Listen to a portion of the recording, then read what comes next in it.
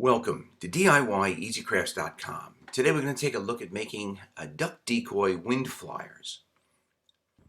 Now I made this out of plastic corrugated material I found at Home Depot and also some PVC board scraps that I had around. I made an oval template for the body. It's a very simple project. You can cut out the plastic corrugated material, and I found this in the same section where they have the plexiglass. You can use a razor knife, or if you have a heated razor knife, it even works better. So I cut out an oval for the body, and then I just, kind of drew out wings with a black magic marker and cut those out. Stuff cuts pretty easily. But what's nice about it, it's paintable, and of course it's water resistant. Now this is a PVC board. It started as a 1x6. I had some scrap around. I'm just using some little pieces.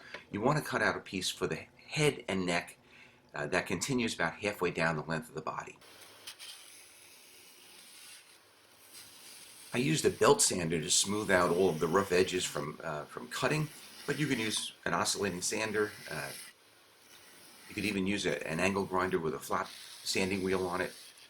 I used that same belt sander to kind of roughly shape the head. Nothing fancy.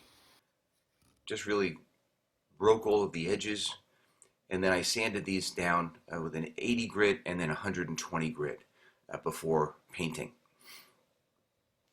Once the head and neck assembly is finished, I cut out a notch on the body. Now this, you don't really have to. You could sit the wings up on top of that body plastic, but at least the forward edge, I wanted the wings to be directly screwed down to the head and neck assembly. It kind of makes a smoother transition. And I folded that body now over the 1-inch neck, the 1-inch thick PVC neck, and then I just put a single screw on each side to hold that in place. So the wings, I'm going to put the forward screw is just going to go through the wing and directly into the neck. The back screw is going to go through the wing, through the top of the body, and then also through the PVC board. So that back screw is going to hold the body and wing in position against the neck, if you can understand that. Once everything is screwed in place, I used a heat gun, and I'm just going to give this a little 3D shaping, I guess you could say. So I wanted to taper out the body a little bit so that ducks flying, from overhead, they're not just looking at a flat decoy. It has some 3D to it, some dimension. I also use that same heat gun to shape the wings.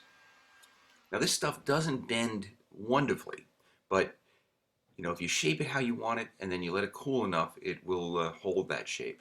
I just used spray paint to add some yellow for the beak, some green for the head, and some black and brown for the neck, and also the same darker brown and light brown for the body assembly and the wings. I didn't go fancy here. This is really an experiment. I wanted to see how these things work, how they fly. When I make another one, I'll probably put a little bit more time into painting. And now I'm just going to reassemble the exact same way.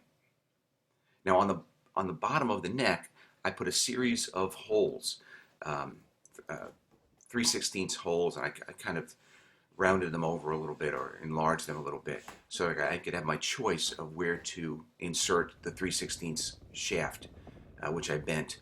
The whole assembly is on a pole that I made from 1/2-inch EMT. I crimped one end so it wouldn't get mud into it. On the other end, I put a 5/8 dowel and kind of tapped the outside edge so it would hold firmly, and drilled a 3/16 hole in it. And that was it. A very simple do-it-yourself duck decoy project.